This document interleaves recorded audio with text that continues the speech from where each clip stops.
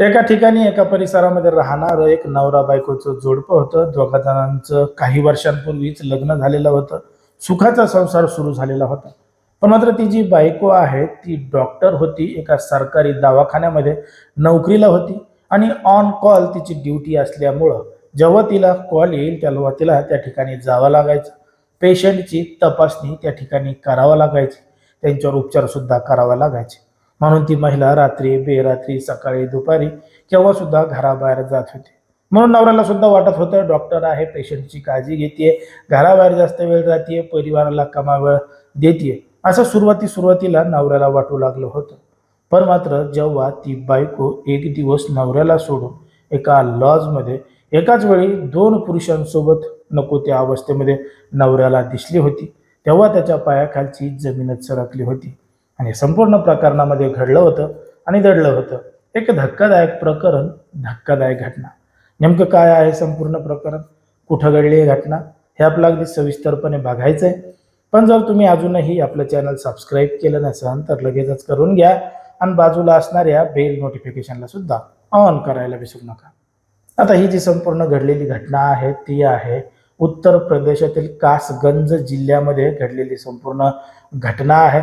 आणि या ठिकाणी या परिसरामध्ये राहणारं एक नवरा बायकोचं जोडपं आहे. 2013 मध्ये त्यांचं लग्न झालेलं होतं. सुखाचा संसार सुरू होता. पण मात्र ती जी बायको आहे ती याच कासगंजमधल्या सरकारी दवाखान्यामध्ये डॉक्टर म्हणून कार्यरत होती, नोकरीला होती.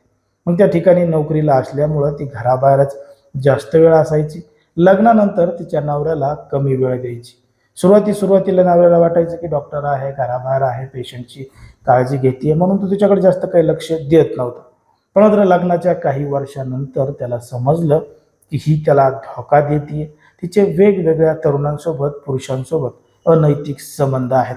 म्हणून त्यानं तिला जाब विचारायला सुरुवात केली होती. म्हणून त्या दोघांमध्ये वाद होत होते. ती म्हणत होती माझ्यावर संशय घेतो का, असं करतो का, तसं करतो का.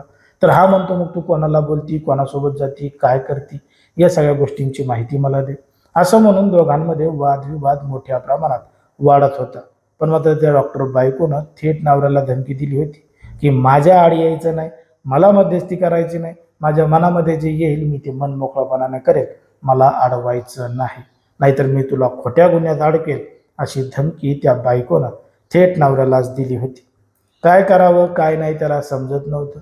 आता कोणी सुद्धा बायकोचंच म्हणणं ऐकेल, नवऱ्यालाच आरोपी ठरवेल, कारण त्याच्याकडे काहीही पुरावा, काहीही सबूत नव्हता. फक्त यानं ऐकलं होतं की त्याच्या बायकोचं बाहेर असं लफडं चालू आहे म्हणून. म्हणून त्यानं काय केलं, त्याच्या बायकोवर पाळत ठेवायला, लक्ष ठेवायला सुरुवात केली. आणि लक्ष ठेवायला सुरुवात केल्यानंतर एक दिवस त्याला माहिती मिळाली की त्याची बायको एकाच वेळी एका लॉजमध्ये दोन पुरुषांसोबत गेलेली आहे.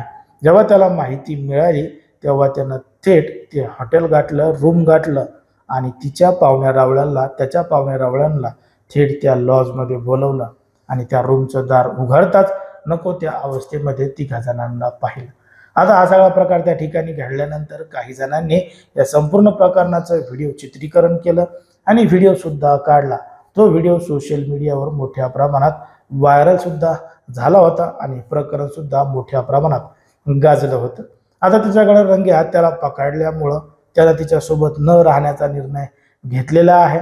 पण मात्र नवऱ्यानं बायकोविरोधात रीतसर तक्रार दाखल न केल्यामुळं आणि बायकोनं सुद्धा नवऱ्याविरोधात रीतसर तक्रार दाखल न केल्यामुळं कोणावरही कारवाई झाली नाही.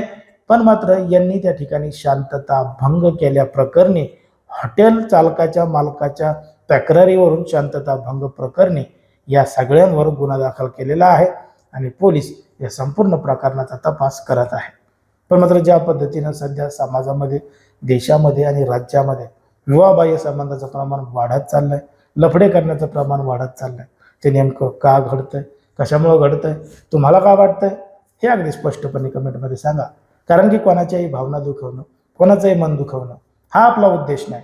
समाजामध्ये जे घडतंय, मीडियामध्ये जे दिसतंय तेच सांगायचं काम आपण या ठिकाणी करत असतो. लोकांना सावध आणि सतर्क राहण्याचं सुद्धा आवाहन करत असतो.